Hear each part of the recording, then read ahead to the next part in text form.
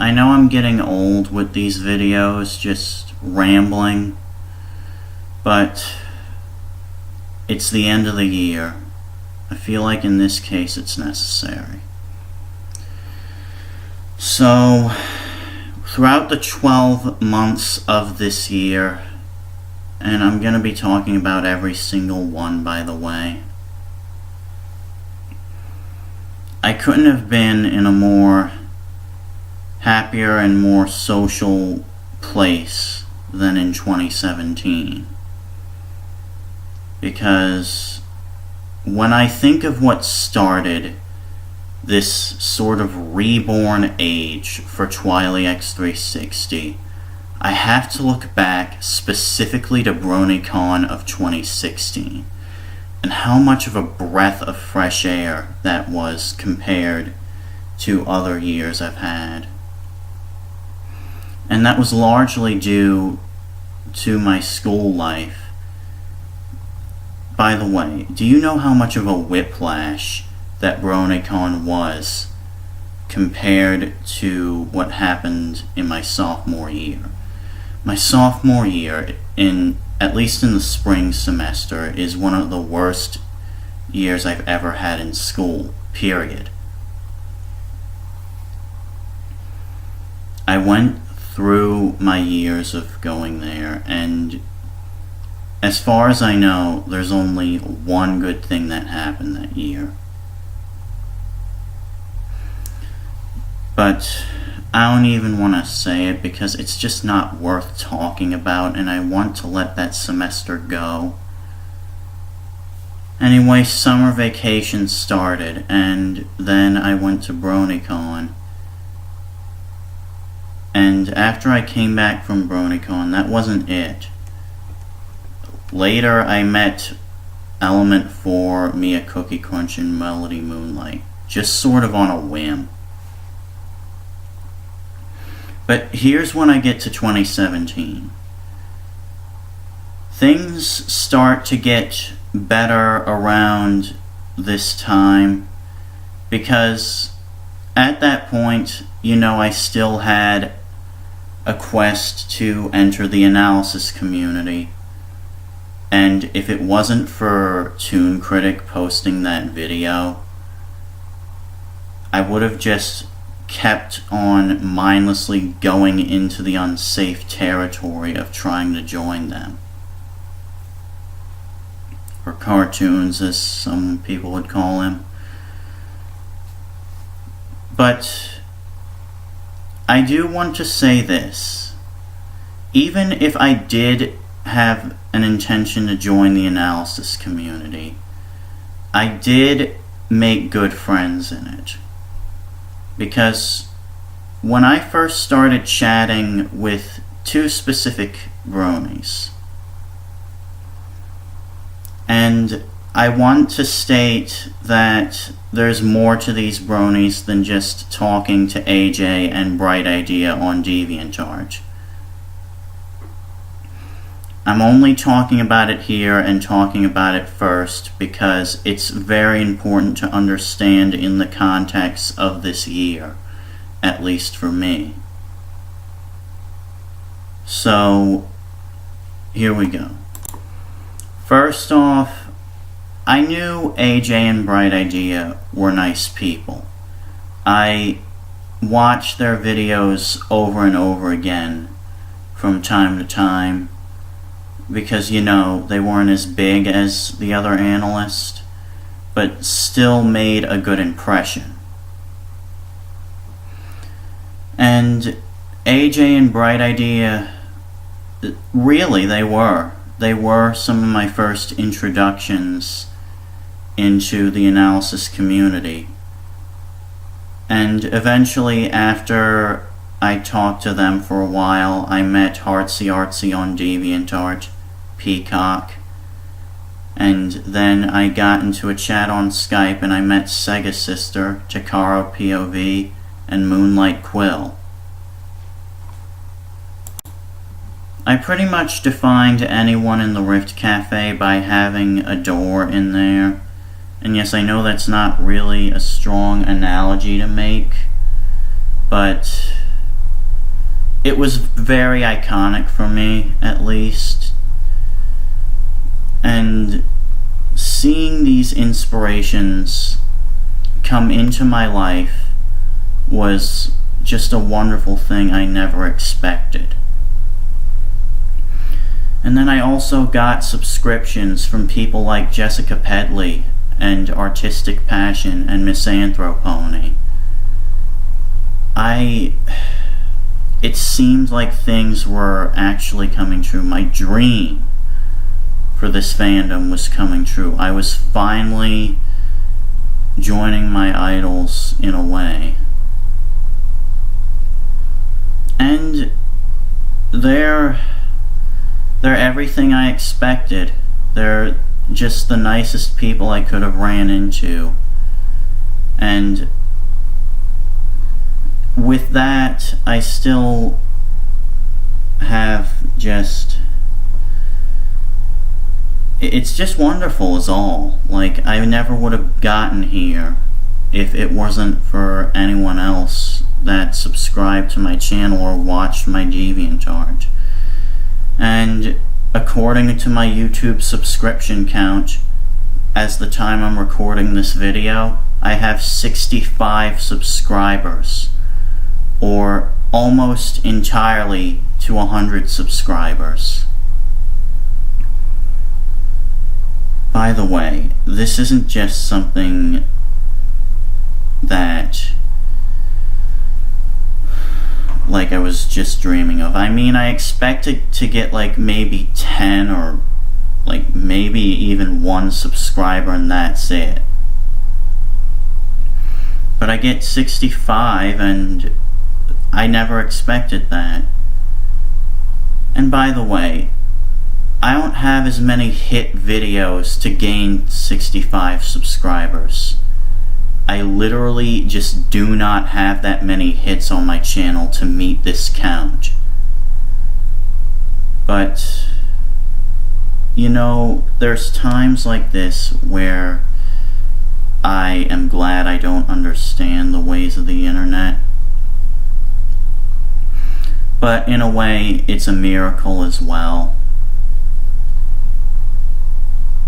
And even through the stuff that I seen this year that was terrible, like, don't get me wrong, there was still terrible stuff this year, despite this year being an emotional journey. And, like, I've seen friendships sort of deteriorate, but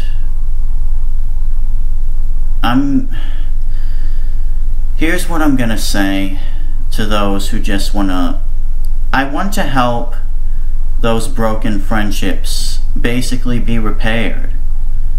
Now, I know you're gonna be like, that's none of your business. Why are you even dealing with that? Well, I'm dealing with it because I care. I care about my friends. It's hypocritical to say that you shouldn't be dealing with this, that isn't your business, when you compare it to how much I actually care for my friends in both situations. And then I also got my hand into a job that I really hope to make a living from in some way or another. Toy making. Yes, toy making isn't my only interest though. I have a lot actually, whether it be something that I'd want to do in TV production, or program a game, or just make a series or something. But this toy making thing is a bit more special to me in a way, because it helps me sort of connect with kids in a way, even though there's no real kid there. But the thing is, I look at the Brony fandom as a safe haven. I really do. Despite, in spite of the stuff that happens, not because of it. And the reason I look at it that way is because the Brony fandom has a special spark to it. I mean, it's a show that was based off for little kids, yes, but it dealt with stuff that was more mature when it first got here. And people liked it, and not only that, think of it this way. Bronies aren't the only people I think highly of, especially now. Because the 2010s is a great era of animation. It really is. I mean, we get Friendship is Magic, Adventure Time, and Avengers Earth's Mightiest Heroes. And we also, 2009 was just terrible for television animation. And the 2000s were just a really mixed decade. Why am I bringing up animation in our end of the year retrospect video? Well, there was once a trend in animation saying that it was only for kids. Only for kids, right? Not really. We also got great things that taught us to be adults in animation, whether it was meant for kids or not. But we also got things coming back, despite, remakes being everywhere and overdone. But I guess it's just the power of animation. It just looks appealing to kids, and when people get older, they look back on when they were a kid. And being a kid is a very magical time, when we didn't have to worry about so much. And the power of animation is just bringing us back to that magical time where we didn't have to worry about so much, where we just enjoyed ourselves. And I guess that's just the power of animation. With the modern, the old, and even the not-so classics that we love to hate. And that's why I still look at the Brony fandom and any animation fandom I'm in as something that can potentially save me from something that I think is too hard to comprehend. Heck, there's stuff I'm having a hard time comprehending right now. Right now, I'm in my, last year, I'm in the home stretch of school. Then I have to go to college. I just have a lot to fear from college because there's a lot of things I know about creators. They just don't create as much when they go to college. And when I heard stuff like that, I thought it just wasn't gonna get any better for this year. But then, when I got on summer vacation, things really started happening. In May, Element 4, I guess, is all I can say.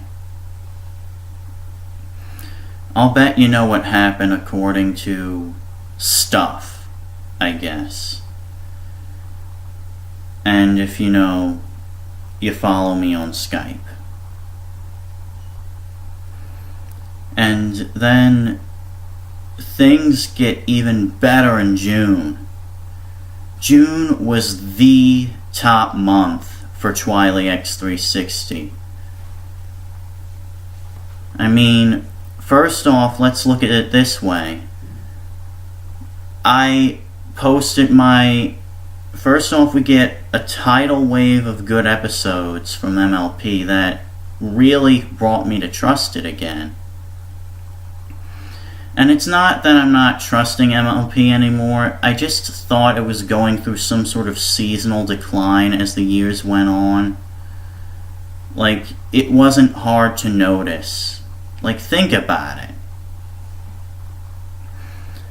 MLP, at least in seasons 7 and 6, they were okay, but some of the episodes were pretty bad. And I saw, all sorts of stuff for season 8, and I wish I haven't, but season 8 seems to have a lot of potential, at least, according, or at least when you compare it to the other seasons. But anyway, in June we get a wonderful love story of an episode in MLP, and it was one of the best episodes that were ever made. As soon as I was finished with that episode, I knew I had to review it in some way or another. And I did. And the review seemed to have gotten average momentum on my channel. But when I woke up the next day, it had over 300 views. And the views kept increasing. And I even looked up of what the review was. According to my knowledge at the time, I was the only review of The Perfect Pair on YouTube. And I don't know if that's true, especially now, because, there's so many other reviews of it now. But regardless, though, the review turned out to be such a hit that it brought my channel to be more noticed. And later, things just kept getting better. I started joining live streams. Like, the live streams were just wonderful. Like, I attended things like Moonlight Quill's live stream on Saturdays. And they're all fun whenever I join them. And then it just so much happened within those past few months from July to October. By the way, speaking of October, this is when my birthday rolls around and when I head to Nightmare Nights. Nightmare Nights was great. It really was. And I finally got to meet Element 4 at the con, face to face, and I was just so emotional at that point. Like, it was the first time I ever met any of my internet friends in history. I was just so emotional at that point. I just couldn't explain it. But then I also got greetings from my idols there, like Lightning Bliss and Silver Quill. Yeah, for some reason me and Silver just kept meeting throughout the con. I have no idea how or why. And Lightning Bliss, well, on Sunday, I had a great time with her and her posse. I was having real fun for the last 3 hours, I guess it was. But there's this little detail I held back about Nightmare Nights. Because after watching Lightning Bliss's Once Upon a Zeppelin review and watching the actual episode itself, it really hit me hard, because the same thing happened at that con. And trust me, it wasn't bad at all. Trust me, it really wasn't. But I'm also glad that Lightning Bliss was able. And Lightning Bliss, if you're watching this, which I know you're probably not, like I know. But anyway, I'm getting away with myself. In that Once Upon a Zeppelin review, I finally got to see Lightning Bliss in sort of a true light. Like, if you saw any clips, like, you know, there's this one fan that tries to nudge on you all the time.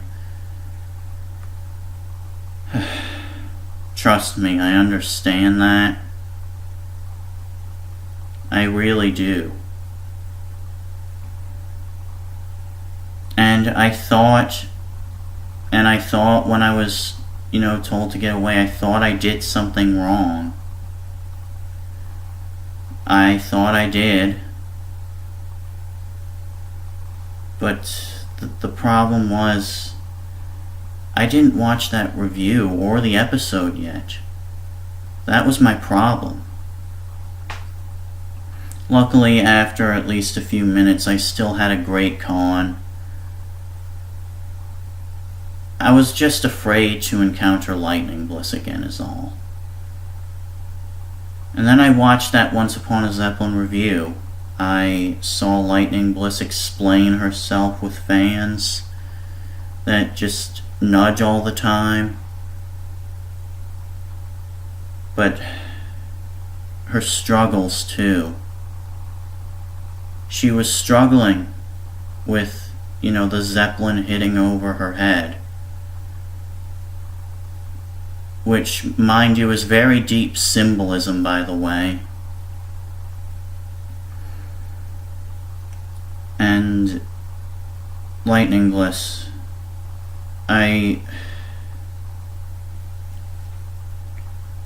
can't really explain this, but I'm sorry. I'm so sorry that I was too nudgy and all. I'm just sorry. Sorry, just hold on. Sorry, I needed to get that out for a while. I did. And Lightning Bliss made a good point in the video. And I'm not saying that it's, you know, sympathetic towards fans, but maybe it is, I don't know. But she also said that, you know, fans could get too caught up in the moment. And that's exactly what happened to me. I was just too caught up in the moment. I was having so much fun just trying to know Lightning Bliss and getting to know her for the first time. I felt like I was having some sort of connection. But maybe I never will. But I just really loved how Lightning Bliss expressed herself in that review. There was so much that happened to her this year. I could only imagine how stressful it was.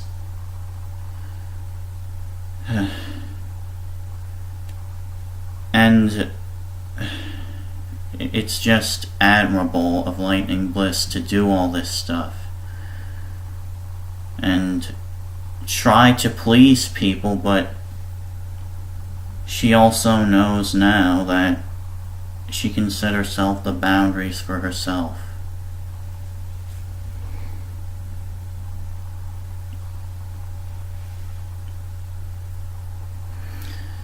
And I couldn't be any more grateful to have an idol like that.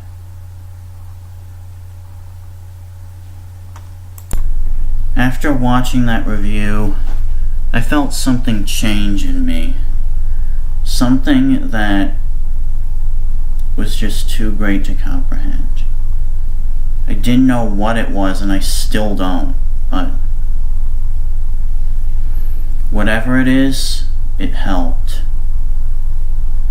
And as for the last remains of the year, I had a great Thanksgiving and Christmas. I got invited to a few more chats, and now we're here. I'm recording this video on December 29th, 2017. I just had a lot to say because 27 years was just an emotional journey, a huge impact. So much happened. I can't explain it all. And it would just take an hour for this video if it did. And overall 2017 was great. And that's pretty much all I have to say on the year. The friendships I made were great, and so were my idols, and even the people that I don't like, that I love to hate. But next year, I hope to eliminate that hate for anyone. I hope to do good in the Brony fandom even after it's over. And thank you for listening. This is TwilyX360 signing out, and I will see you next year in 2018.